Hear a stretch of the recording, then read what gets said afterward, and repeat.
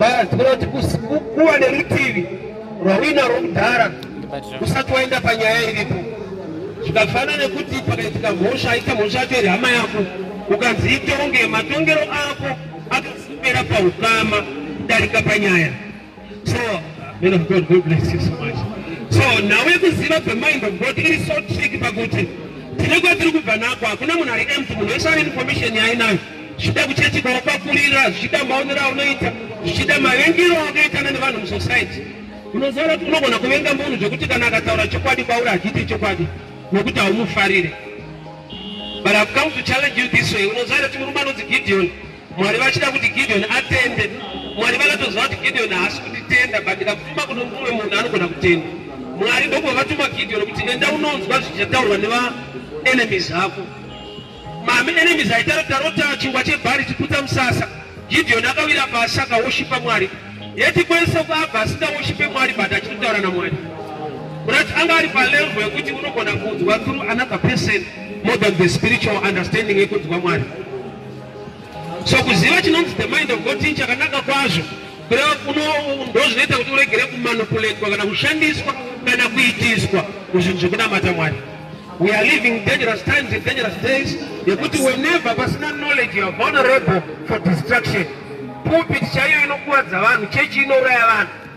I'm sure you know the story of Anania na Safira. Vakafira kuchechi kunofa vanhu. Vanhu vanokuwadzwa mazuva ano ungasafa panyama but unogona kuurayiwa homwe, unofa homwe, vakomana vacho vashata. Kana kana kuti tashata. Tipite mubracket iro. So knowing the mind of God is a very powerful thing. Parwendo nokunamata Mwari. Unofanirwa kuziva pfungwa yaBaba. Kwete pfungwa yaBishop. It's another level. Kuziva the real mind of God. Nokuti neimwe nguva Moses akatendera vanhu kuramba vakadzi. Kusvika pakauya Jesu. Vanhu vakabvunza Jesu kuti Moses aitendera kuramba vakadzi. Munoti kudii? Zikana Jesu hazvina kudaro kubva pakutanga. Chabatanidzwa naBaba hakuna unopatsanura. Saka vanhu vaiita maringe pfungwa yaMoses as a leader, as a prophet of their time, but vasina access to know the mind of God. Thank God for the New Testament through Christ Jesus. You can now access the mind of God. Hakuna ari ku Hall of the Holies. Tese kana tabu na Kristu tatopinda mu Hall of the Holies. Kare vanhu vainamata zvokuti kune vainzwa Mwari vozozivisa vanhu zvavanzwa. Saka vamwe panga pane keteni rekuti vamwe vaenda kuseri, vamwe vari kumbombera kuseri uko. Saka patime yaMoses aikwira mugomo kunosangana naMwari. Vamwe vese iri mbombera hakuna anoenda mugomo. Vanomirira Moses kana aburuka ovapa information. That's why vakasvika pakuita zvaifungwa naMoses vasingazive kuti kufunga kwaMose haisi pfungwa yaMwari. So we thank God for the New Testament. Why? Because through Christ Jesus we can access on a personal level the mind of God. Shokura nditaenda kuti nditsvake the mind of God kuti ndishumire muzuva ranhasi rina chekuita the first murderer in the Bible anova Cain. Some they can blame Adam and Eve kuti vakatadza kurera vana zvakanaka nokuti ndo vakava the first family kubereka muti. But ukazvitarisa task yavanga vakapiwa yanga yakaoma kwazvo pakuti kudii Adam haana kufira ava mwana mudiki akangosikwa ari munhu mukuru. Eve haana kusikwa ari mwana mudiki akasikwa ari munhu mukuru. Saka chinhu chavanoleka vari tu kumbova vana. Saka havaandastende kuti mwana chii anofunga sei anoita sei because vakasikwa ari vari madhara. There are things you can only learn and understand through experience. Vamwe vanotaura vanoti experience is the best teacher. Zvakafanana nekuti kana uchida kutaura pamusoro pewanano iwe usina kubvira wawana une dzimwe nyaya dzaunopotsa kuziva nokuti wanano i 24 hours. Iwe zvichida unogara namukoma wako namai guru vane zvavanokuitira nezvavanoitana pa 12 hours. Mamwe hours vari vese kuseri kuahuku. Saka unogona kusataura zvinhu zviri relevant. Alright. Nekuti dzimwe nyaya dzatinotambwa kana taakuseri unenge usiku enda udzizive. Ndikatokudza kuti pane zvavari kuramba unongofunga kuti havarambe because kukadzwai but vanotomboramba. Ndinatopedza ipapa.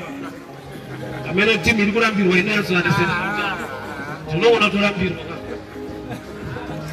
Saka kana uchigara nemufana wako manje hazvizive because life yake namai guru i 12 hours. Kubva na 80% zvichida kusvika na8 manheru isi tinochaisa kuseni. Saka tine dzimwe nyaya. So experience is the best teacher. So Adam and Eve challenge yao avanobvira vambo vakamwana kakakambaira akafunga semwana achimbosikwa Adam anotoda mukadzi Eva achimbosikwa kumurume hapana kumbova musikana hapana kumbova kumbosikwa wato mukadzi rokusikwa ari murume saka vakabereka the first medhara. Why? Havana kunge vagona kunzvera zvokuitwa nevana kuti hava kutsotsana mwana kuwadza mumwe havana nokuti havavafunga sevanhu. Pasipo pane nyaya reganidzoke kuna Cain. So Cain chinhu chaakaita wakauraya munin'ina wake Abel. Cain auraya Abel ane zvaakafunga pamusoro pepunishment kana pamusoro pezvichamutevera nokuti watadzira Mwari. Genesis 4 verse 13. Cain said to the Lord, my punishment is more than what I can bear. Today you are driving me from the land. I'll be hidden from your presence.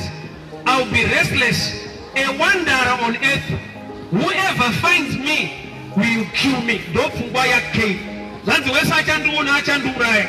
Chinzwa ifungwaya Mwari pa Genesis 4 verse 15. But the Lord said to him, not so. Kwete, andizvo. Zvinotaura zvese zvavafunga izvo ndozvinofungwa nemunhu auraya munhu asingazive Mwari waari kutaura naye. Ndozvinofungwa nemunhu ari sin conscious asinga-understand the grace and the love of God. Remember story yandiri kuverenga nyangwe pane mhosva yakaitika. It's hard to call it a crime because law was not yet given. Apa vavasati vaudzwa munhu kuti usauraya but vatofa munhu. So understanding this matter uchaona kuti haisi kutongwa on the subject of law. That's why wachakauraya munhu Mwari pavati not so chinhu zvinotaura Mwari. If anyone kills Cain, he will suffer vengeance 7 times more. Iye achauraya Cain ndiye akutopinda mahwani yeti Cain auraya munhu. Alright, ndinzwe pfungwa yaMwari pamusoro paCain. He will suffer vengeance 7 times more. Then the Lord put a mark on Cain so that no one who finds him will kill him. Cain wakaiswa mark na Mwari ye protection. That chero achaona Cain aregere kuuraya Cain. Iye auraya munhu but Mwari vakaisa security nemark paari kuti haafi. Wese achasangana na Cain haamuurayi Mwari vaisa a mark of protection and favor. Yet this guy we can still label him a murderer. But he was so quick to defend, kind of to help you in understanding this. Law was not yet given. Saka kutadza kwacho kunoenda pajudgment yegrace. That's why Mwari varikuisa protection upon a murderer. Apo pase patoronzi usauraya usaba. Saka nyangwe pafa munhu law yekunzi patourayiwa munhu imhosva kunzi imhosva asati zvapo but pafa munhu. Rega ndizokorora. Cain wakauraya munhu akava mhondi but kuti iye mhosva ine weight paifanira kunge paine law inoti do not kill. Saka law was not yet given. Munhu ndokubva angomita chatiri kuti crime. So to us imhosva kuna Mwari pane nyaya yakangoitika nokuti haiqualify kuva mhosva kana pasina murauko. Saka Mwari pavakutonga nyaya manje vakuisa a mark pamusoro paCain kuti wese achada kuataka Cain ndinodhila naye ndatoisa a mark of protection kuti Cain haasi kuzourawa. Chapanibata ndepekuti iye Cain asati ataurwa izvi naMwari akataurawo zvaanofunga. Luke 15:17. The prodigal son when he came back to his senses paakadzokera mundangariro dzake wakafunga kuna baba. But afunga kuna baba kuri right kudzokera kuna baba. But ari kudzokera with a wrong mindset to the right father. Baba anomuda ari kudzokera ari pfungwa yekuti musanditore semwana. Era iripo pana prodigal son. Luke 15:17 yati when he came back to his senses, his own thinking, he did not come back to the mind of the father. Akadzoka mundangariro dzake ndokubva afunga zvaakafunga kuti baba ndakatadza hongu akatadza musanditore semwana. Mafungiro ake mafungiro ababa. What makes family is the blood, not character. anoramba ari mwana saka achinzi prodigal son. Sonship hailose nekuda kwebad character, nokuti sonship haina kuuya because of good character, yakauya nokuti baba vakakubereka. Blood makes family. Mystery iyoyo ndo imwe ine less understanding pachurch yanhasi, New Testament church. Why? Nokuti zvakaitwa naJesu nekuda kweropa rake hazvigone kuriveswa nekuda kwecharacter yako.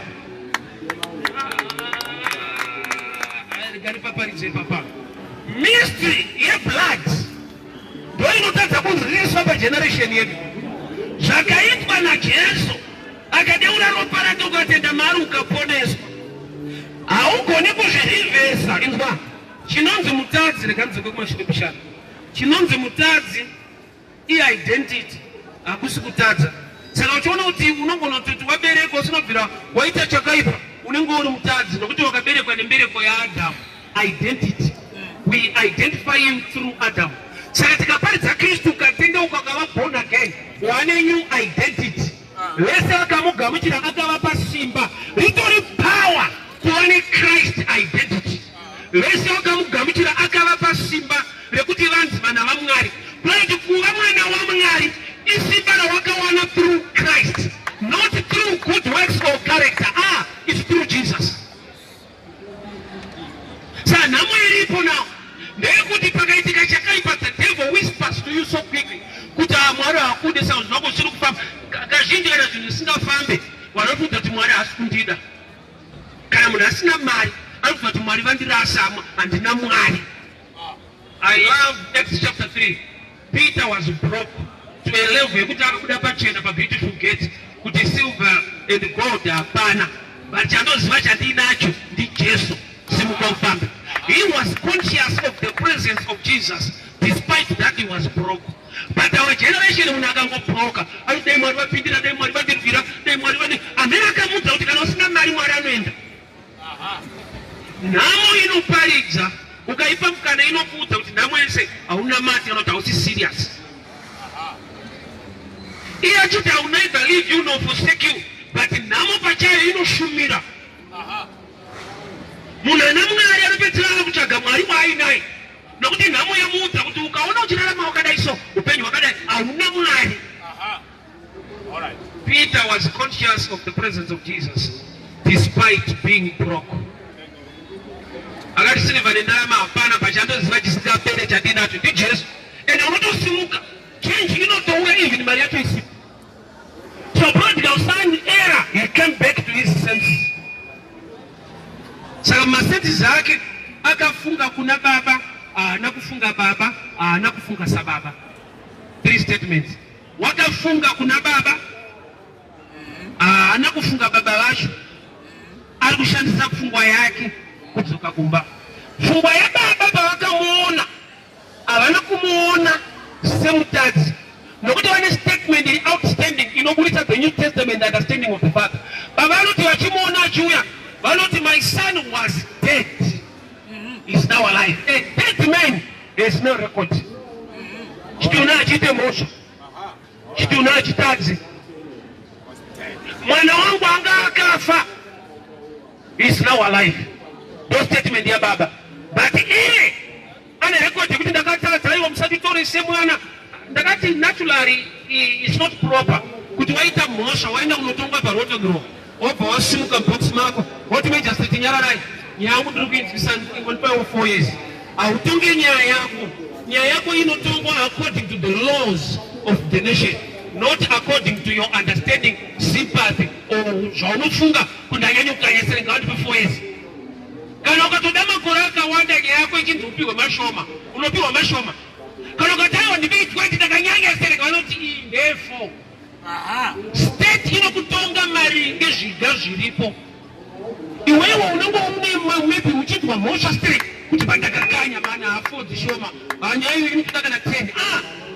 Kana ukazofunga kurerutsa uchiti ndakapa mombe yangu bhandire muzukuru wangu inongonzi car theft, inongonzi stop theft, and stop theft from cousin. Stop theft. Saka unogona tafunga kuti mombe muzukuru hamungani po 7 years muzukuru wangu kana gore zvakutozitaura nemuzukuru wangu. Avatonge vachidaro vanotonga nyaya sezvairi. Saka tiona mukatomangarana paukama matokanya nokuti kana ichitongwa inotongwa semhosva kwete pakati pehama semhosva. Kana wakatoba inongonzi theft, haunzi theft but ndipa munini. Saka tiona paukama mufana kutanga matombotaura musati maenda ikoko. Even murume nemukadzi marovana makubvisana panyama kaisa kumberi kwewitidhura inogona kutonetsa. Murume anotopika mukadzi akuchema kuti dai domurega murume wanongonzi mutemo unoti kana zvadai makore akati.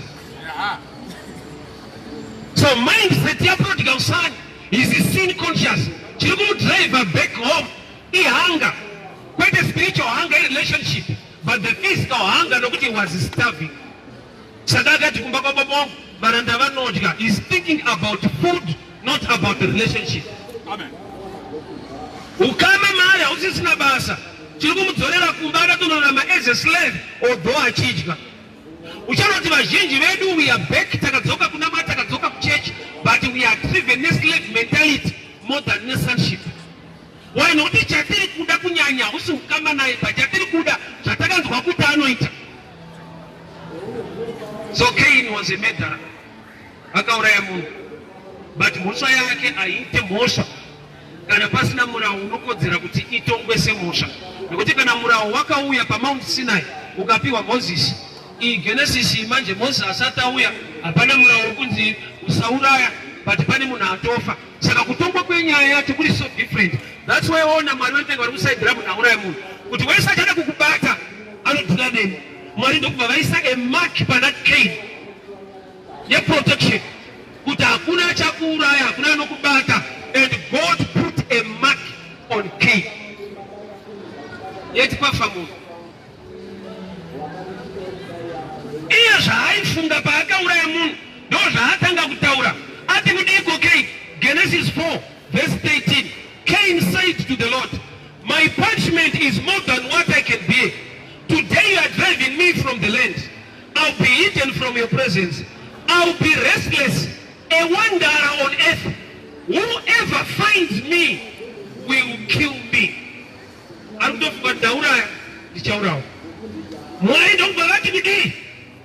But the Lord said to him, not so. Ashdaru, if anyone kills Cain, he will suffer vengeance 7 times more. Then the Lord put a mark so that no one who finds him will kill him.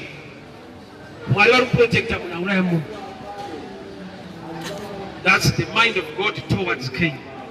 But the mind of Cain, they are good, I'm about to die. Why? But understanding sometimes we don't know the mind of the Father.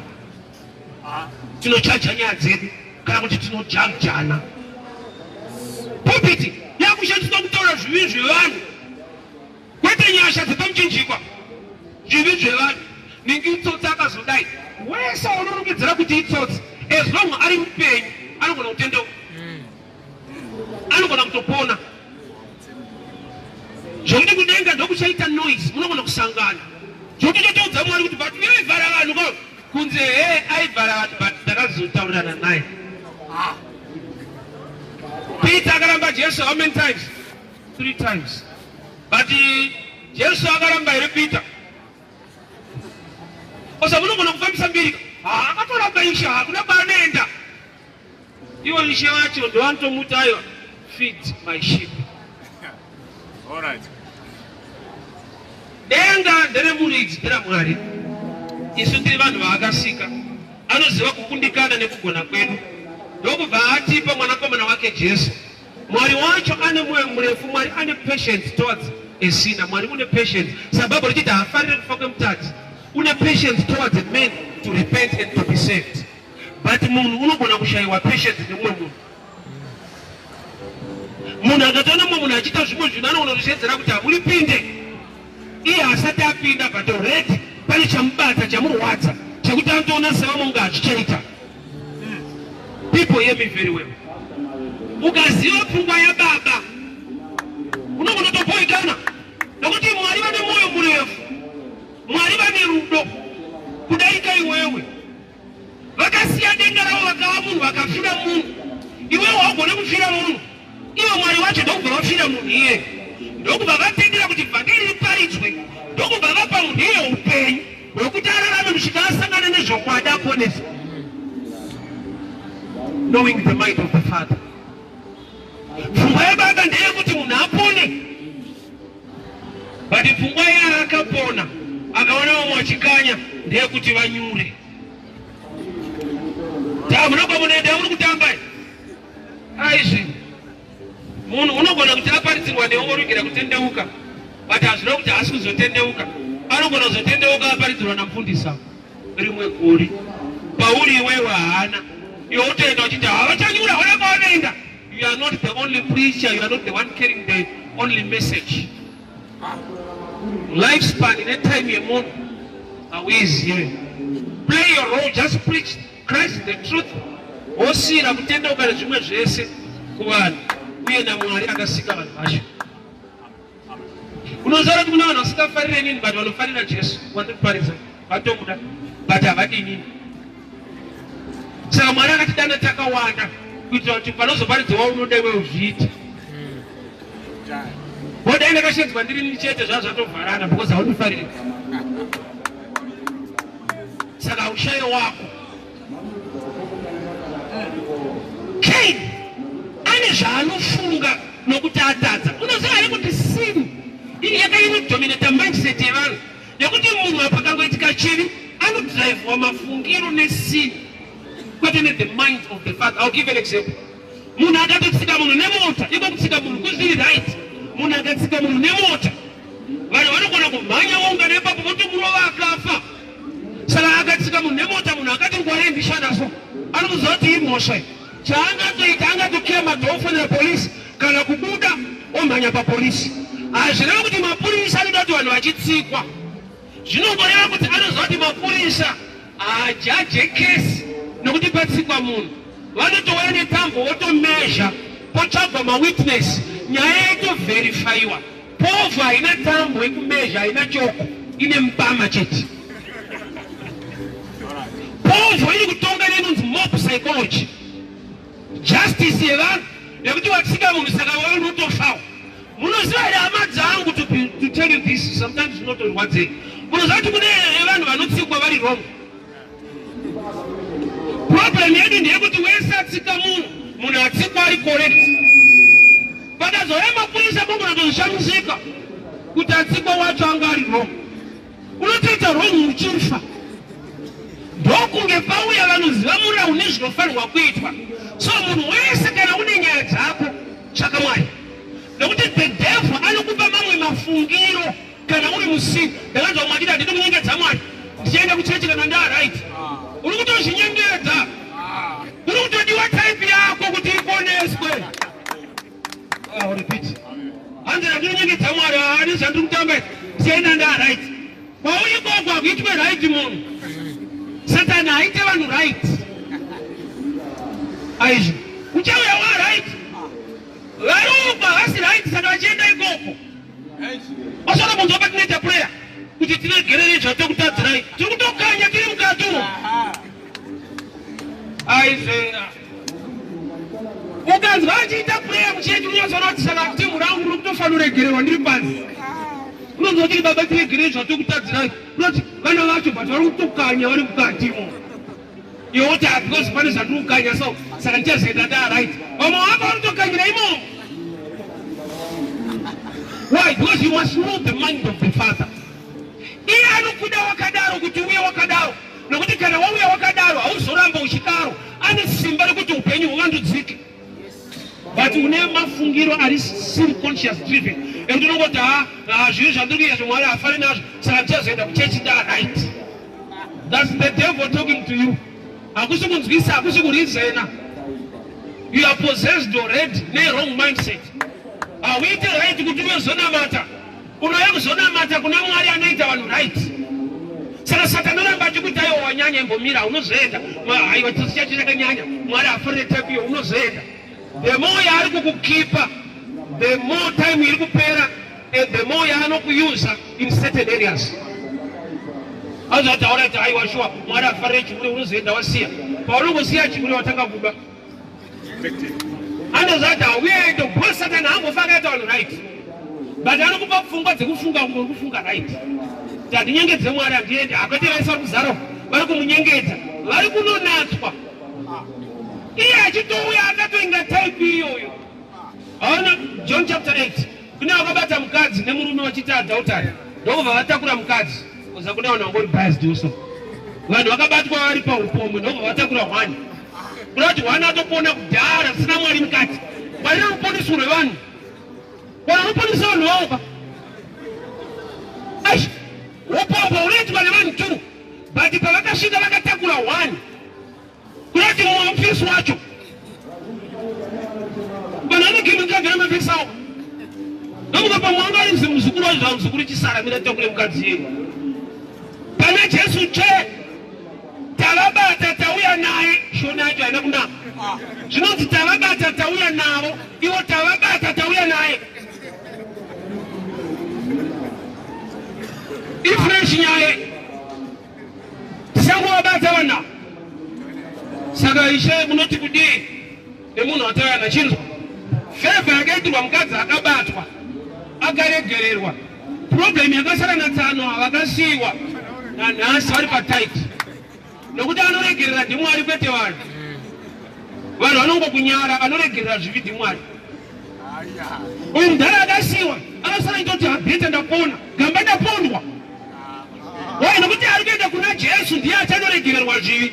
Akanzi usatadzazve avatsano vasina kuenda vachiri kupfuura mberi. Knowing the mind of the Father. Vanhu vaifunga tikaendesa kwaJesu aparara because Jesu hadi mafanisi. Kutoita upombwe panguva yaJesu uvika Jesu Ishe uyu.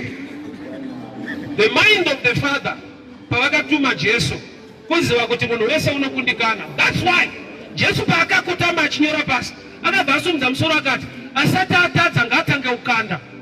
Ndodhei rakabatwa vanhu vanobata vamwe kuti ivo kusabatwa havo but pane dzavari kutsigisa. Nokuti paakati asati atadza ngaatange ukanda vakaenda mumba. Jesu ndosanchiti daitatora the type of preaching of Jesus. Jesu haapi munhu mhosva. Wega unonzwa mhosva unonyara ukasiya wega. Yai munhu washe. Pavakauya vakamira uyo ari pamberi ane dombo uyo ane dombo kumashure. Jesu paakati asati atadza ngaatange ukanda. Uyo akafunga vanhu vaakanyudza kubasa. Ndokubva auya kuseri. Hatiri pamwe idzi dziri nani dzikande. Idzi padzakafungawo zvadzakaita nemukadzi wemunhu dzikaenda kuseri. Pavanoramba vachidai vanenge vachienda. Hamudzingwe munoenda mega. Ende kuenda kwenyu isaini yekuti mabata mumwe nokuti mimi musati mabatwawo. Ende dhei ramunobata mumwe ndo ramunobatwa. Knowing the mind of the Father. Amen. Fungwa Mwari inoti kudii todze sina. Wakatipa Kristu kuti tiponeswe. Iwe unoti kudii todze sina ndiwewo manje. Ende wewe harisi vhangeri ende hausi Mwari. Toda kuti tizive fungwa yaMwari kuti vanhu vaponeswe. The privilege, the door is still open. No ukanzi uvake areka. Chandinoziva hautenderwe kuvhara door. Bhabha runoti Noa paakapinda Mwari vakazovhara door. Kuda kuti pane vamwe tsano vaifanira kungorasikira mukatimo. Even vasina kuvaka. Nokuti vhangeri rekuti vakareka rakapiwa Noa. Siende deep on this now. Noa vhangeri rekuvaka mameasurements nechi ndiye akaripiwa. Vamwe chavo vaingofanira kupinda. Saka chakavatadzisa kupona hazvisi zvivi kusapinda. Nokuti dhoo rakavharwa after 7 days. Pakazouya the flood. Haasi Noa akavhara dhoo. Vanhu havana kupinda. Nokuti muplani yaMwari hakutange disaster pasina a way out of disaster. That's why the lamb was slain before the foundations of the world. Kurati hell isati yakreatwa. The lamb was already slain for people to be saved. Moto usati wanaya Sodom ne Gomora. Makapinda vatumwa wanaita kuti vanhu vabude. Chinototanga haisi flood, chinotanga iark. Inotovakwa muripo zuva rakacheka nyika pasina mvura yatinhira.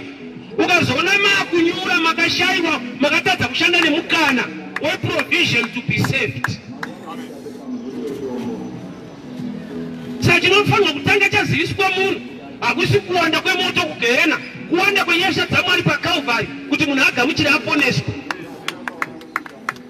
That's how I shock people who want to shamisika nazo. Do you know what talking about hell or preaching about hell is gospel? Because the word gospel means good news. Hell is not good news. Kuenda mu lake of fire is good news. Punishment is good news. Tonight I'm telling the gospel, it means good news. What's the good news? He died for you. And the chance at the time is still open for you to be saved. That's good news. Way out of trouble is good news. But even good news, that's a check. That's right. Let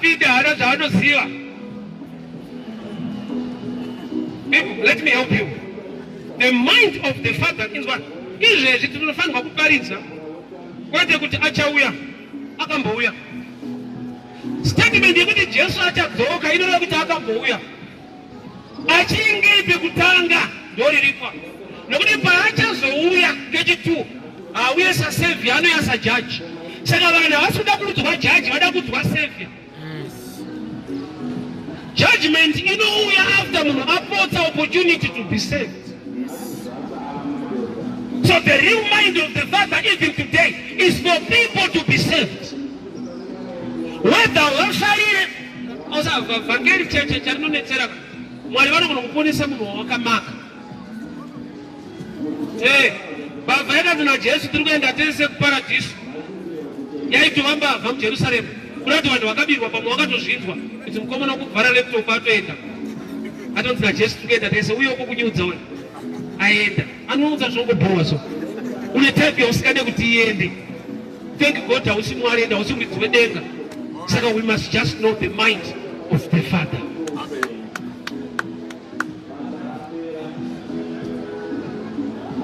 Yawakuda nhasi yekuti suffer not a witch to live. Muroyi ngafe. Dai yakatangwa kudhara dai usina kuberekwa mudhara kwaifairoya. Usakulimwana unofanira sorai kunyudza. Know the mind of the Father. Even a witch can be saved in our times. Varangototendeuka nokuti simba riri mumunhu waKristu rekuti nyangwe varoyi variko unogona kusarohwika. Asi hauzvizive kuti muna Mwari muna Kristu uroyi hauna simba. Zvototi kutovauraya in the time of Christ, you are also in crisis of understanding the power of Christ.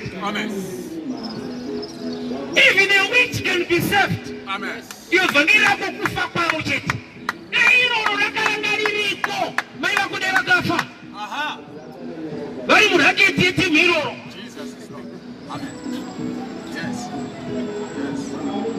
People hear me very well. Are we operating today understanding a mind of the Father? Kana kuti pfungwa yechechi, kana yabishop, kana zvatakaudzana, kana zvatinotenda, kana zvatinoziva. Cain killed his brother. Mwari vakati kudii? I'll put a mark on Cain so that no man can kill Cain. God protecting the matter. Uyu hasi Mwari go. Iwe Mwari unoda kana pato kanyika zo munhu afana kufira mahara. Auraya munhu kaCain. But inzwa matungirwo enyaya. Mwari vakatoisa a mark on Cain. Vakati wese achada kubata Cain will suffer vengeance 7 times more. Yet he has just killed his brother. But in the law was not yet given. Law came through Moses on Mount Sinai. Yaitika before law. So whenever before law, grace prevailed. And they were in the time of grace. You know, gonna kukubata shikakuwaza. Kutinda Mwari vasina kuita rafu pana Cain. But check your life. Zvingano zvawakaita Mwari vakawane mwoyo murefu ndewo. Amen. Cain akazonyanya akauraya. Unoziva here kuti yako nyaya pawakaita makore akaguma sei panenge pakazofa munhu. Kungoti unokuitisa mushe nyaya wakaita kumberi uko katofa munhu.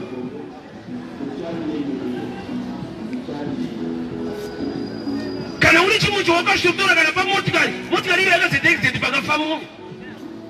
Sausati wabata umondi waCain. iti Mwari, your mind must prevail for us to be saved. Ndakati warombora kanaka kuti Mwari vakamutsa muvhangeri wavo mazuva atakatendeuka kwaparidzwa namuvhangeri Saungwembe aiti Jesu anokudai uyai dai kwakamuka taipiri ikweyo kuti unofira mara una mati dai takafa. But vhangeri ratakaudzwa ndeyekuti the real mind of God is love. Whether unifarire ndokufarira anotida. Jesu wakaenda kumba kwa Zakeo, vanhu vakasafara, iye akafara. Jesu akazorwa mafuta nechifeve, Mark 14. Vanhu vakachema vakasafara, iye akagamuchira akafara. Sometimes the mind of the Father contradicta nemafungiro edu. Imagine kuti vanhu vakacomplain na Jesu azorwa perfume. They were disciples, church people, those who were following him, but they were against that woman and Jesus. Ndombati kwese kuchaparidzwa vhangeri yaitwa nemukadzi uyu ngaitaurwe kwese. Mukadzi uyu amakwa, she is part of the gospel. Uri kuona there are times a preacher, I respect a preacher, anomira panoparidzwawo kana kuti anogara achitererawo mwashumiri. Why? Because we grow by learning, not by preaching. Hatikuri nekuparidza, tinokura nekudzidza. That's why there are times when Mwari vada kutuma Peter kumba kwa Cornelius. He is a preacher, but vakazoti he is still dangerous kana asina kuparidzirwa. Mwari ndomva vamuparidzira ine vision. Mhuka dzakadzinga dziri mugumbeze 3 times. Mwari vakatora utye. Peter akati dziri unclean handidye. Mwari vakatero chanatswa neni. Iwe uri munhu afanira kuramba. Vhangeri iroro Mwari vada kumutuma to a Roman. Kumba kwa Cornelius. Yet Cornelius is not a Jew. The Jews, they were not regarded as people. They were treated as outcasts or dogs.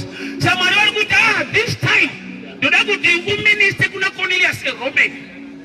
Although Musingatende but Judah change, but I've made him clean.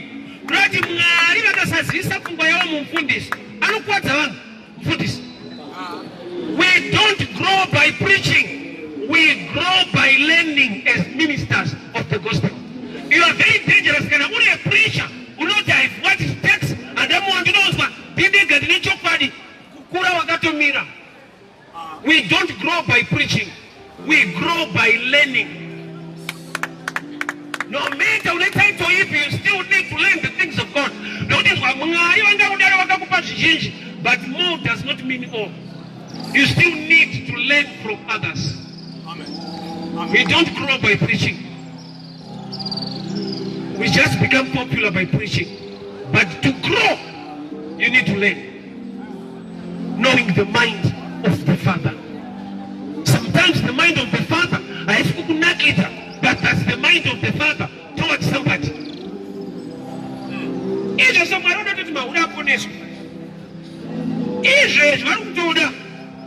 Awakaona nezuro ayi Mwari anoda zvekuti fe vatori mugrupu revanhu vakafirwa naJesu kuti vakatenda vaponeswe.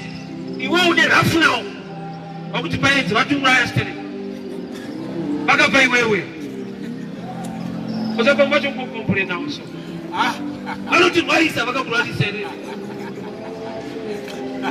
Ziva pfungwa yaBaba. Munhu akatokubira nezuro akasangana nevhangeri anopona. Kudenga munotonosangana nemunhu akakubira nezuro anoona zvinenge kugowa mishana so wapfungwa yako paakakubira nanhasi so hausi kunzwa mushi zvakakuita zviye pfungwa yako izvezvi neuriwe Mwari akwafisa chakanaka.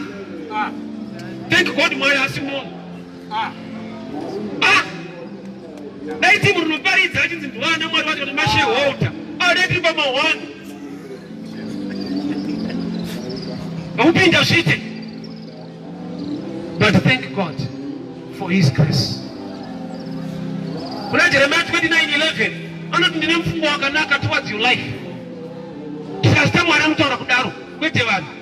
Vanhu vamwe kudaro asina mfungo yakanaka towards upenyu hwako, but Mwari anayo to give you a future yakanaka. Cain, he killed his brother. Check his judgment.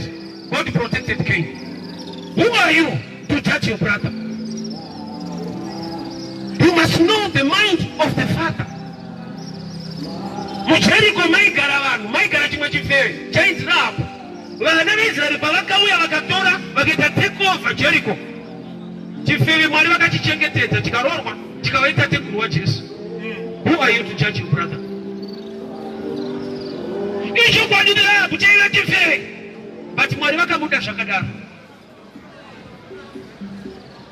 Munhu wakamaka nhasi ane access yekuponeswa akatenda muna Jesu. Ndosaka ndichiramba chingonzi good news. Haite good kwauri chete. It's good for somebody who is against you. Good news is good news even kumbava. It's good news even to politicians.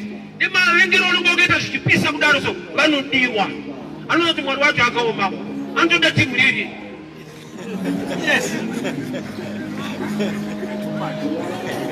Iyo pfungwa yako ndekuti aiwa zviite timu ya anoada. That's the mind of the Father.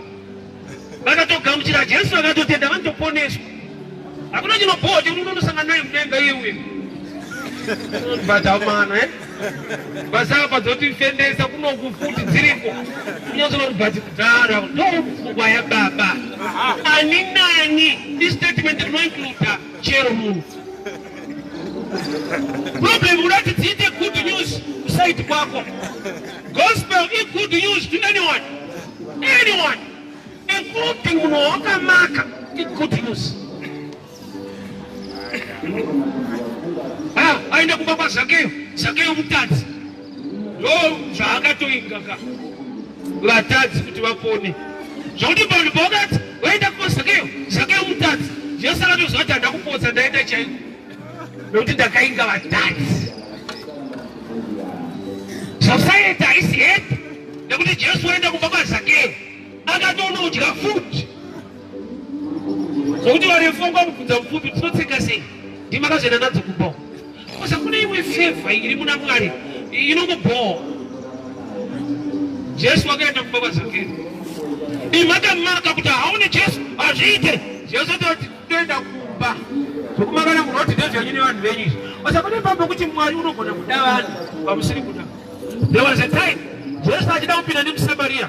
James and John ndokubva vati aiwa Ishe. Vanhu ava munovaziva nerafu vakakumakai. Madii kuti tashedza moto. Kosa kune chimwe chifundiso chemoto chete. Vaina Jesu munozva Jesu akati kudii? What manner of spirit do you have? They were with the right Jesus, yet with the wrong spirit.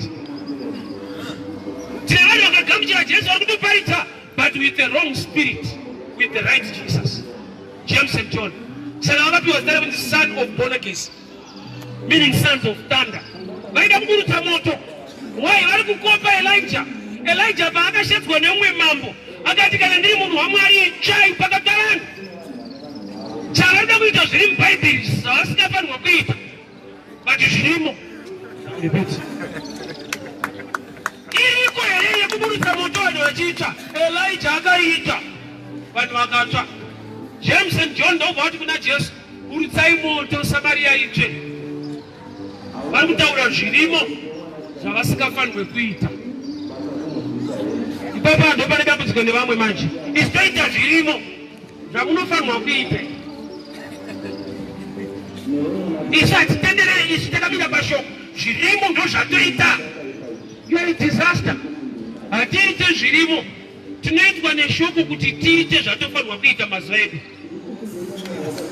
James and John vari kutokota scripture iri kuti naElijah, if I be a man of God, may fire consume you. Jesu ndokubva vati, what manner of spirit do you have? Yet it's biblical. Understanding times and grace. Kana muina Jesu akuburuke moto kwakatoburuka nyasha kuti vanhu vaponeswe. Ime patime yaJesu mukudzikisa futi moto. Izvozvi mazuva atiri kuda kuparidza moto kwete kushanda. Genda negereka. Hamupinde makazokai. Uri matsotsi makati yenyu haisinaiti. Chiri chenyu. Pasita wenyu ibafa. Vanhu vari kurutsa moto kwakaburuka nyasha. Kana Kristu akatoburuka ngaaparidzwe. Anoponesa vanhu. Haana kugumira pauri. Achiri kutopfuurira mberi. Even tomorrow, even next year. Anoramba achiponesa vanhu until kudzoka kwake. Saka kana tichiziva kuti achadzoka, ngatizive kuti izvina kuti kudzoka rinoti akambouya akaingei akadzoka kuchazviona akadzoka kuchaona moto ko wasiye kuti akambouya wafane munhu apinda basa asati atiri kutambira salari akutosaka penjeni yangu imari imbopiwa salari penjeni munozopiwa machuva hautange nepenjeni yekuti Jesu achauya tichapiwa korona ipenjeni yotsanga iri pachona ndeyekuti wakatifira pamuchinjikwa nemavanga ake tikaporeswa benefit yehealing unotoienjoya on earth kudenga kurware munhu nyama neropa zvipinde ushe hwaMwari kurati chese chaakaita chinobenefita nyama neropa chinoitwa pano zvakaenda kubudirira upenyu hwakanaka asi zvekudenga izvi mota unoidii unochienda kupiko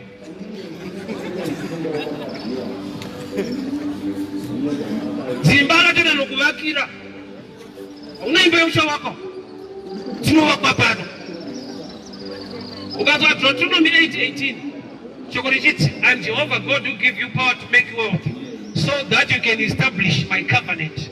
Zvine purpose. Kingdom wealth ine purpose. Problem yekusaziva purpose inoita kuti ndezve prosperity. Mwari vanotozva kuti kune nyaya dzinoitwa established with money not with prayer. This is the kingdom. You don't feed those who are starving with prayers. Iyo zvine chimwe chibage chiri kuya kuno chiri kunzwa namwe profeti vanofana vakazvinzwa nemuprofita akarimba munda wechibage ari kunza chibage kuti vanhu vadye kwete minamato haasi kuti namatira ari kunza chiri chibage boza katinamatira tofira mupreya toda hufu. I am Jehovah God who give you power to make wealth so you can establish my covenant. Kingdom wealth in a purpose.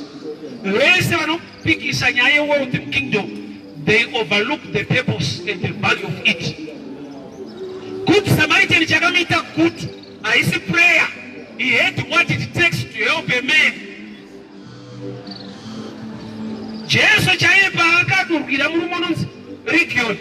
Bible not he was naked, but when vakazomona he was now clothed. Kuda kuti vhangeri raJesu rakaisiri pakudzinga dhimoni chete nekupfekedza. The good Samaritan akaita good nokuti munhu akasiwa ari naked ari half dead achida kuendeswa kuchipatara kunobhadharwa mabills akaenda akabhadhara kwete akanamata akabhadhara akatakura munhu pabhiza kwete pamunamato pabhiza. Kingdom wealth in a purpose. Ukaona Mwari vachitoti I give you power to make wealth so you can establish my kingdom. Havana kuti I give you power to pray for my kingdom to be established. There are things that demand wealth and wealth alone. Zvitraika tamara ina basa rese isitongonamata chete unodzingwa paunoroja kana kukombi kumba kwaudzoke. Habwa Solomon akati hazvina maturo. Paakati hazvina maturo anga awandirwa nazvo aneta nazvo. Chinhu chinongoshaya value kana chaa chako wachijaira waneta nacho. Anga anayo kasaka akati haina maturo. Aneta nayo shazvekuita nayo. Iwe uri kutoishaya kuti haina maturo. Uyo aitoshaya zvekuita nayo saka akadaro. I give you power to make wealth. There is power to cast out demons. There is power to cast out devils. There is power to acquire wealth, to establish the kingdom of God. When you establish a covenant through finances, you can't feed the poor with the Bible. Even if Jesus feed on 5,000. Angatomboparidza aneta ndobva zoti vanhu vane nzara but pamweya vakaguta but panzara vanofenda. Akatoita a miracle inogutisa vanhu physically. Mwari ngaaite miracle inogadzira upenyu hwako physically. Nokuti he is the same yesterday, today and forever. Kana akaita miracle yekuti vanhu vakaguta panyama, may God do the same in your life. Every need iri muphysical realm, may he do it to bless you. Mukotaurira vanotenda bedzi kana usingazitende ndizvozvo ini chipande chandakadiscover now kuti kana vanhu vakati fundisi weda mazuva ano vanongoparidza kubudirira prosperity nanhasi handisandawana poverty preacher ndaita research anonzi mufundisi wenhamo sandamuwana anoitsigira achitaura sokuti urova hwako no problem tikuenda kumusha unosana kuti anondurayisa. Imagine ari kukunamatira demonero manifesta kuti kubasa ikoko hakushande mufundisi woti hazvina basa kushanda kune basa retu kuenda kudenga unosana kuti adandurayisa. Mhuri yangu inofira mahara nemapastari hakusati kwana poverty preacher hapo. Even those who are against prosperity, they want to be successful in life. Yes. Vantodawo dzimba, vantodawo motikari, vantoda pako. Chakanaka chinodiwa bhururu. Kuti shaya ngamuregere kukupa pfungwa yekujustifya kuti hazvina basa. Indakakura ndichiona TV panext door kamudhara wangu akasina TV. Mudhara akasvika pakugadzira vhangeri rekunyepa kuti TV haisi right. Atadza kutenga TV atirowa patinonga tichienda bhozi vana munosvika pakuita mitinga veta kurohwa taona wrestling inonakidza pane kuti vatenge TV vaitirowa vaona kuti kurohwa hakushande ndokubva vagadzira yedoctrine TV haisi right inokonzera musikatwa apedza mudhara atadza kuitenga akuti haisi right. Failure ngerege kugadzira doctrine. Kana uri baba ukakundikana pachimwe chinhu usanyipire vana vako. Zokorora ipapo. Anyama Israeli. Nofurira. Kana ndachikundikana hazvireve kuti chakaipa. Ini ndakundikana. Amen. People hear me very well.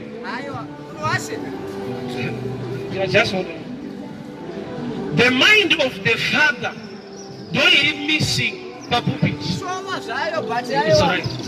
The mind of the father idiki pulpit. What we know, my church doctrines, Jatinofunga, Jinofunga na bishop, yet knowing the mind of God, really missing. Unazana kuti mkazi weSamaria akaudza Jesu kuti takamirira Mesaya achitaura na Mesaya chakamupatadza kuziva kuti ndiye Mesaya wacho. Doctrine yekwavo inoti maSamaria nemaJudha haadyidzani, yeti Mesaya vanomuda. Mesaya ndokubva auya kurudzi rwavaJudha, ava ndokubva vati haasiriye nokuti tagara isu nemaJudha hatiwirirani. Zvoreva kuti Mwari unogona kuudza favor to the body of Christ, but nenyaya kuti machechi edu haapindirane hatiendi kunobatsirika ikoko. Mwari anofanira kumutsa munhu muchechi medu. Mwari wega haite zvemachechi, machechi anoita zvaMwari. Mwari anoita inonzi the body of Christ, the kingdom. Zvoreva kuti Mwari vakatoda kuti batsira seZimbabwe vanogona kumutsa muprofita, kwete kuchechi kwenyu kana kwedu kumwe, but ari wechechi yaMwari is still supposed to benefit kubva kwaari nokuti amutswa naMwari pakati pedu. Kana muri maSamaria nemaJudha musingawirirani, hazvina kuti Mwari akakumaka yanongokudai. Saka akatounza Mesaya mukatenda maari munopona, whether Samaritan or Jew. Saka pane challenge kuti Mwari vakaunza help to the church. People they look through the eyes of church, not through the eyes of the kingdom. Saka uchiona munhu akamira achiparidza unoita mubvunzo 1 wekuti ndedze church ipi. Because in everything you see, you judge through the mind of the church. When somebody says that, that's right. Another right, when I look at the church, what are not Christ? Can I get a Christ, but I got in the end? Ask for woman. Good on everyone, when I put when I step in the church, I end up there. Everything I honor from the mind of the Father. I honor from the mind of church denomination. My church anointed someone. You know the body of Christ. What makes us a family is the blood of Jesus, not church name or doctrine. Vana vangu vane mazita akasiyana, but tinotenda wirirani ropa riri mavari rimwe chete, surname yavo imwe chete. What makes a family is the blood, not their names. Sakuti Anglican salvation haisi nyaya. The real matter is Jesus. Usakundwe nedimoni lakashika pakudza vana vasikeva. Ndijesu tomuziva Paulo tomuziva. Iwe ndiwani. Aichake machechi dimoni. Dimoni harina basa rinopinda kwamugodi. Rinotsvaka akapindwa naKristu ndoba rinotama. Let me give you powerful. You are wasting time. There is power in the name of Jesus, not in the name of church. Hakuna church not deliver mungu. Indakazotenda ukandapinda church long time kai. Mazuva ndakatenda ukandaitopinda church kwete kunamata kupinda church. Tine zvikonzero zvataiendera zvisinei namwari wacho. Ntaraunda it was very strict. Waiti ukarobva kuchechi wanga usingadye sadza pamba. Saka ndaigona kungopindira sadza iroro. Make sure ndikatoenda ndotodya kuma ndikasaenda muDharama 1. So ndikapindira sadza for a long time. Ndati kurei ndikapindira mabhebhi. Nokuti kune mabhebhi aipinda imwe chechi zo ndandisingashayiki. Svika tazopinda nokuti Mwari wedu akurarama machiri. Mastage is iwana. Pane imwe yekuti wakaberekerwa imomo. Kwete kuti wakaberekwa patsva uri imomo. Wakaberekerwa imomo. You are not yet born again, but you were just born there. Mumande ipinda kuti ndeye kumusha kwedu kwatinobva. Kwete kwatiri kuenda. Kwatobva kwamutare, ndeye kwamutare. Kandembere ngono kumbere ngono. Moredi. Chinokudriver is not the mind of the Father. Church. Cain ani zvaakafunga paakari munin'ina wake. Akati munhu achandiona wese achandiuraya. Mwari akati aiwa zvidaro wese achada kukuuraya. You suffer vengeance 7 times. Mwari ndobva vaisa a mark on Cain kuti hakuna munhu achauraya Cain iye apedza kuuraya Abel. The mind of the Father. But dai nyaya yakaiswa kumaoko evanhu kuti auraya mufana wake munoiona sei aifa futi. So izvozvi tine vanhu vatiri kuuraya pamweya nekuda kwezvatinofunga kwete pfungwa yaMwari. Tine vanhu vatakaisa pasi peshamu ivo vakabviswa kudhara naMwari, but kwatiri vachiripo.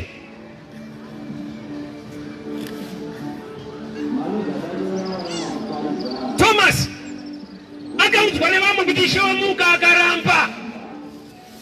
Ndobva vatomulebhura kudhara doubting Thomas. Jesu paanouya mumba muna Thomas navamwe vadzidzi anobva abatisa Thomas mavanga. Doubt haikukonekte kuchinhu chauri kutsvaga. Chinokukonekta kune chauri kutsvaga ifaith. Saka kana vakamulebhura kuti doubting Thomas indaari kubatiswa zviri kubatiswa vamwe. Ndinoti mukadzi paakaenda kuguva achida kubata Jesu kuti amubudire, Jesu akati usandibata sandadzoka kuna Baba. But kuna Thomas akanzibata. Yeti vanhu vari kumuti doubting Thomas, but ane a blessing isina vamwe. Chiri muna Thomas haisi doubt. Pane chaari kuverify chakataurwa naIsaya kuti nemavanga ake takaporeswa. Saka Thomas ari kuti the real Jesus ndiye wandiri kuda ane a benefit to the body of Christ. Asi vanhu vane zvavataura already pari. Nditakakura tichiudzwa mamwe mafungiro evafundisi nedzimwe chechi kwatairerwa kunzi yakati haina mate, yakati haisi serious, vanopinda pakati havawirirani naMwari. Sapese panevhura shoko raMwari kana one information iyoyo you are biased towards such information. Haunzwe Bhaibheri sezvariri, unoridzwa sezvauri. That's true. Unoridzwa sezvauri. Kana uri anonwa straight, unotoona mavhesi anonwisa kuti akashandura mvura ikava wine, vanhu vakanwa. Yet ukatarisa ma-ingredients edoro rauri kuita kuti unwe naro 100% water, iwe rako rine chimera, akashandura mvura ikava wine, iwe yako iwine kwete yemvurayo yemizambiringa. But uri kutora pavhesi yemvura iyo waine nyaya kuti ndo zvaunoda, so unorinzwa uri biased towards what you want. Shoko rinoti munhu kada ada basa raMwari waita chakanaka ngave wemudzimai mumwe, but kana uchida vakawanda unonzwa pachiita senge pari kuti wemudzimai mumwe, nokuti spelling yacho yakafanana, mumwe namumwe. Unotitora mumwe nayo vhesi. Ngave murume wemudzimai mumwe, iwo wati mumwe. Why? Nokuti unorinzwa sezvauri, aurinzwe sezvariri. Munamato wangu we munamato wako, wekuti Mwari ndibatsire kuti ndinzwe pfungwa yenyu, ndiregere kuinzwa sezvandinoda, but ndinzwe sezvamunoda. That's why for prayer not thy will be done, because already I've got my own will. Ndine zvandinoda kuti zviitike, but kana takudzidziswa kunamata nonzi munonamata muchiti kuda kwenyu ngakuitwe pasi pano sekudenga, kwete kuda kwedu. Why? Nokuti kuda kwedu kuri biased. Tine type yatisingade kuona mudenga. Takatoudzwa kuti havana mati, havasi serious. Why? Takamezha vamwe nekuda kwemastandards ekuchechi kwedu. Mastandards they are many made emachechi. Vamwe vanopisa bhutsu. Standard iyo iri dangerous pakuti pakatendeuka munhu asina makumbo anotanga haasi serious, because haabviseka, because haana bhutsu dzacho, haana makumbo acho, akadimbuka neumwe. Auya ari pawheelchair, mutemo ndokuti ari serious anobvisa bhutsu, uyo haana makumbo acho, hadzipfekeki. Saka kuti muzoziva kuti ari serious panonetsa. Ukati kunamata tonamata takatsinzina, pakauya bofu kuti muzoziva kuti ratsinzina harina, zvonetsa. Pese pane mastandards anoita kuti vamwe vasaqualify, it's many made.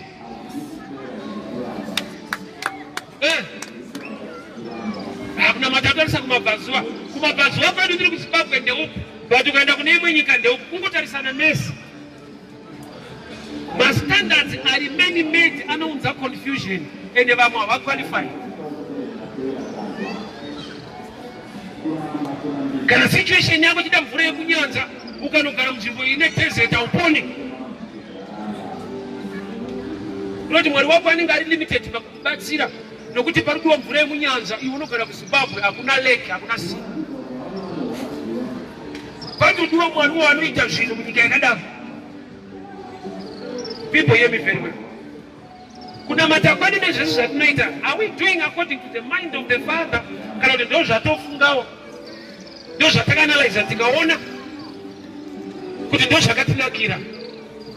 Mitemo yakawanda, vamwe unotopindawo kana mabhatani epapa machecha, vamwe unopfikawo madust coat, vamwe unoita zvakati, ndo zvatakarungirana sevanhu.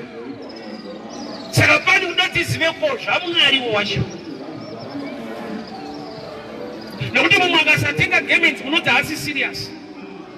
Kwete kuti Mwari anomuti haasi serious. Isusu komiti yedu inogona kugara pasi kuti nanhasi iri munhu wacho. Muri kudare zvokufamba nesu kana kuti muda kungojairira vanhu panapa. Mastandards edu.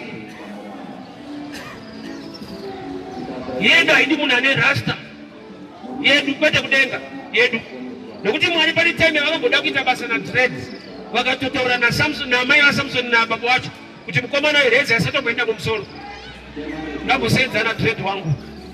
Mwari vakashanda basa nemurasta wavo aiti Samson. Israeli ikadeliverwa nadread. Iyo kukangouya dread anoenda paseshamu.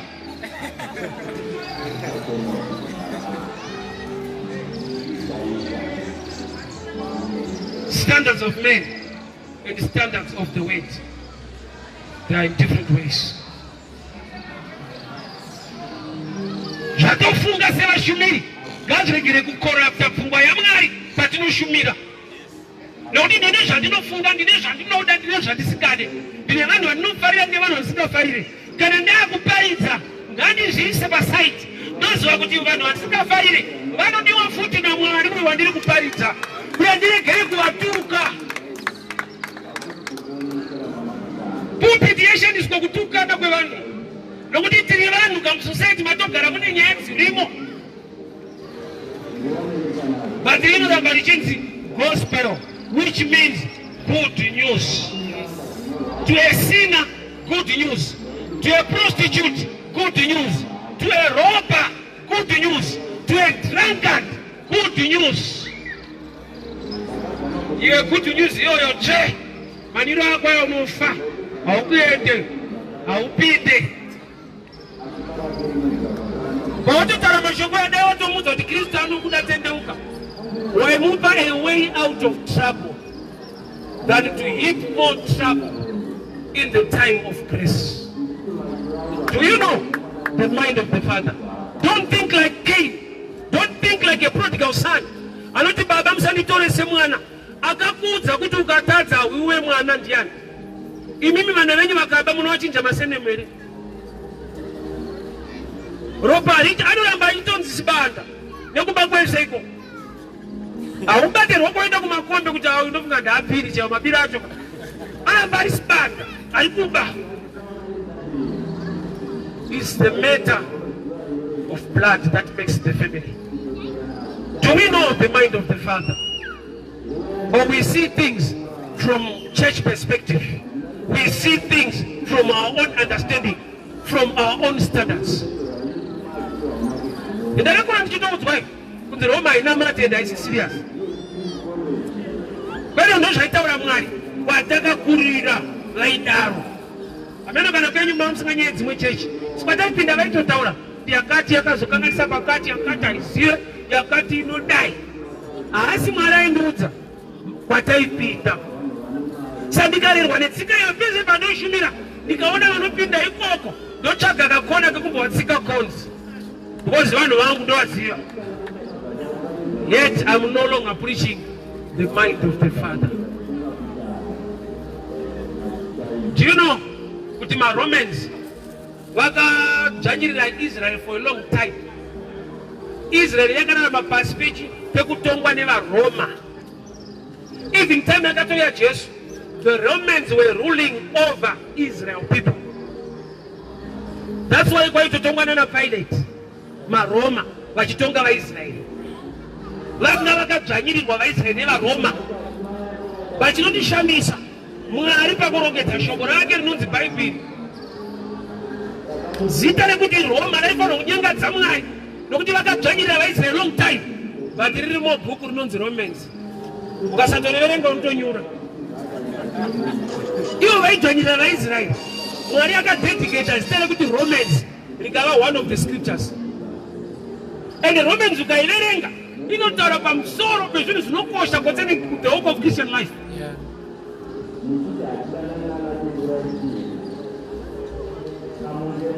People hear me very well. Do you know the mind of the Father? Kana unoziva zvinotaurwa kuchechi kwenyu, zvinotaurwa bishop kwenyu. Unoziva kuti mazuvano ndozvokuti mufundisi wako akavaka imwe chechi akamaka chechi neimwe mufundisi. Nemi vana vacho munotokwereteswa ruvengo. Imi hamuchada kuvenga vanhu kani. Ini ndikangovenga munhu as long uchindifarira watomuvengawo. Even asina chaakakutadzira. Vanhu vanokwereteswa ruvengwa nemapasta.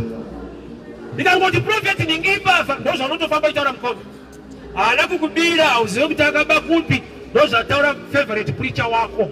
Unoita mhosva dzekukwereteswa. Ruvengo rwekutoita kukwereteswa pachechi. Kana baba vedu asingade chechi haisi right, vanhu vacho havanamati. Stop that. Seek the mind of God. Jesu aifarira vanhu vekuti vaIsraeri. Ukaona kune scripture, you know, to the good Samaritan. That's a dangerous scripture. Why? Nokuti vaSamaria nevaJudha vanga vasingadyidzane. Jesu ari kupa an assignment kuvaJudha. Matthew, Mark, Luke and John. Kuti nyorai muchiti kune muSamaria akanaka. Akanakira vaIsraeri ere. Akaonekwa naMwari. Akanakira Mwari. Kune vanhu vanodiwa naMwari vausingade. Sorry to tell you this. Kune vanhu vausingade Mwari anovada. Kune vanhu vausingafarire Mwari anovafarira. Nokuti Mwari rudo. Mwari haakweretese ruvengo newe. Kuti Ishe kana ndakamaka mumake iwo.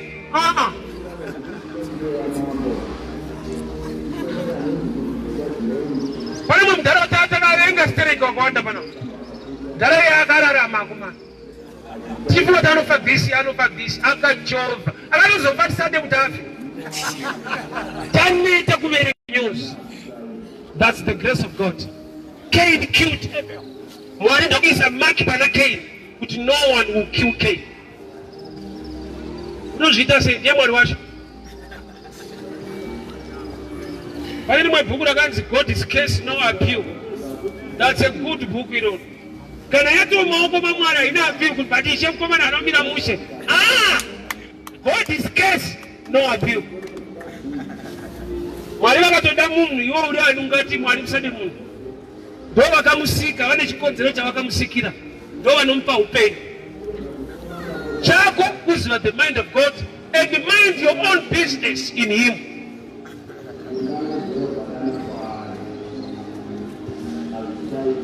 Kune mudzidzi aidiwa naJesu ainzi John, the revelator on your revelation.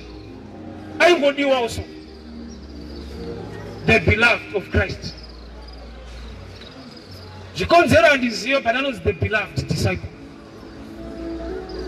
Mwari vanogona kungosarudza kuda munhu. Iwe semunhu nyarara zvako, ndiye musiki, ada munhu wake. Iwewe your own business kutsvaka ukama naMwari iye. Kuti azoda ningi afarira ningi, ndiye Mwari wacho. Zvafanira kuti hakuna roja rinopa rimwe notice kana maroja akanetsana hakuna rinopa rimwe notice. Mungatoita gore muchina nokutseka hapana rongedza. Why nokuti hauna chidhina chawakaisa ipapo. Hauna munhu wawakasika vanhu ndeva Mwari, just relax.